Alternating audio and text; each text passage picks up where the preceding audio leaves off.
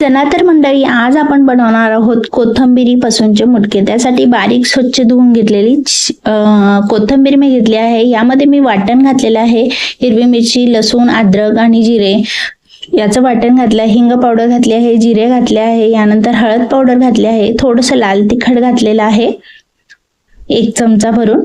तुम्ही आवडीनुसार तुमच्या तिखट असं घालू शकता। धना पावडर घातलेला आहे 1 चमचा, जिरे पावडर घातलेली आहे आणि बारीक स्वच्छ धुवून चिरून घेतलेली ही 1 जुडी कोथिंबीर आहे। यामध्ये आता आपण काही पीठ घालून घेणार आहोत। चवीनुसार मीठ घातलेलं आहे। आता इथे मी बाजरीचं पीठ, गव्हाचं पीठ, तांदळाचं पीठ आणि बेसन पीठ घालून घेतलेलं आहे आणि आता हे संपूर्ण एकजीव करून घेतला आहे। आवश्यकतेनुसार छान असं पाणी घालून ह्याचा गोळा असा मळून घेतला आहे। आता यानंतर यामध्ये असे या पद्धतीने मी कोथिंबीरीचे मुटके बनवून घेणार आहे। या पद्धतीने असा गोळा मळून घेतला की लगेचच असे याचे मुटके बनवून घ्यायचे आहे आणि स्टीमर पात्रामध्ये हे मुटके आपण वाफवून घेणार आहोत। तर साधारणतः 15 ते 20 मिनिटांसाठी अगदी छान आपण ही वाफवून घेणार आहोत।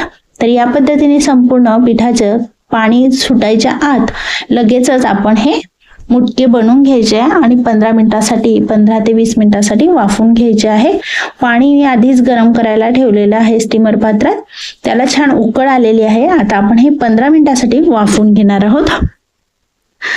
तर या पद्धतीने 15 मिनिटांसाठी वाफवून घेतल्यानंतर हे थंड करून घ्यायचे आहे, व्यवस्थित हे शिजवून घ्यायचे आहे आणि थंड करून झाल्यानंतर त्याचे छान असे काप करून घ्यायचे आहे।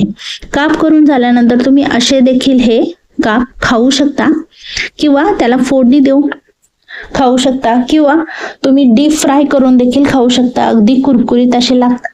तर या पद्धतीने संपूर्ण वडीचे मी काप करून घेतलेले आहे आणि आपण याला आता फोडणी देऊन घेणार आहोत।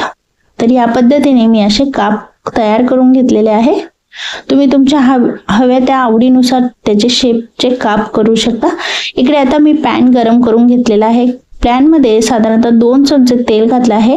आपण फोडणी देणार आहोत, त्यासाठी तेल थोडंसं मी जास्त घातलं आहे, 2 चमचे तेल आणि यानंतर 1 चमचा मोहरी घातली आहे। मोहरी संपूर्ण फुटल्यानंतर यामध्ये आपण बाकीची फोडणी तयार करून घेणार आहोत। 1 चमचा जिरे, कढीपत्त्याची पाने, थोडीशी कोथिंबीर आणि 1 चमचा पांढरे तीळ घालून यामध्ये मी आता ती संपूर्ण वडी टाकून घेणार आहे आणि दोन्ही साइडनी थोडासा चॉकलेटी रंग येईपर्यंत हलकासा असं उलटे पलटे करून मी फ्राय करून घेणार आहे।